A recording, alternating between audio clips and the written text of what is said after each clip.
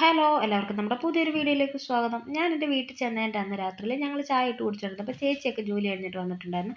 വന്നപ്പോൾ അവളാണ് ഒരു പാലട പായസം വെക്കുന്നതിൻ്റെ മിക്സൊക്കെ ആയിട്ടാണ് വന്നത്. അപ്പോൾ എന്നെ കണ്ടപ്പോൾ പറഞ്ഞു, എടി നീ പായസം വെക്കാവോ എന്ന് ചോദിച്ചു. ഞാൻ പിന്നെ പായസം വെക്കാനായിട്ട് അടുക്കളയിലേക്ക് പോയി. മിക്സ് ആയതുകൊണ്ട് തന്നെ എളുപ്പമായിരുന്നു. പിന്നെ പാലങ്ങോട്ട് തിള വന്നപ്പോഴത്തേക്കിന് അതിലോട്ട് മിക്സ് ഇട്ട് അത് മിക്സിൻ്റെ ആ പാലടയൊക്കെ വെന്ത് വന്നപ്പോഴത്തേക്കിനും പിന്നെ നെയ്യ് വറുത്തിട്ടാൽ മതിയായിരുന്നല്ലോ. അത് എളുപ്പമായതുകൊണ്ട് തന്നെ ഞാൻ ഏറ്റിട്ടുണ്ടായിരുന്നു.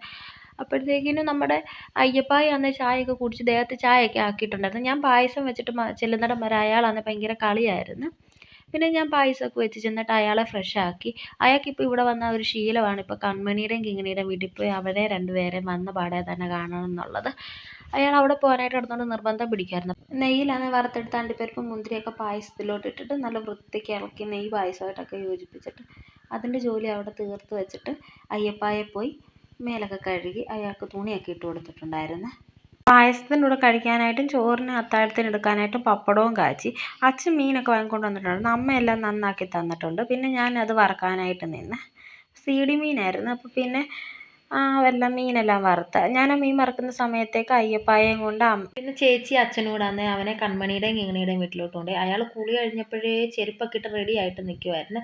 പിന്നെ അവരെല്ലാം പോയിട്ട് വന്നിട്ടാണ് ഞങ്ങൾ ആഹാരം കഴിച്ചത്. ചോറിന് കറിയായിട്ട് സാമ്പാറും പപ്പടവും മീൻ വറുത്തതും ഒരു ഉള്ളി സലാഡും പിന്നെ ചീരത്തോരനും ഒക്കെ ഉണ്ടായിരുന്നു. അമ്മയും ചേട്ടനും ഒക്കെ ചോറ്, അച്ഛനും ചോറാണ് കഴിച്ചത്. ഞാൻ ആ പായസവും പഴവും പപ്പടവും ഒക്കെ ആയിട്ടായിരുന്നു കഴിച്ചത്. അതിൻ്റെ വീഡിയോ എടുക്കാൻ പറ്റിയില്ല.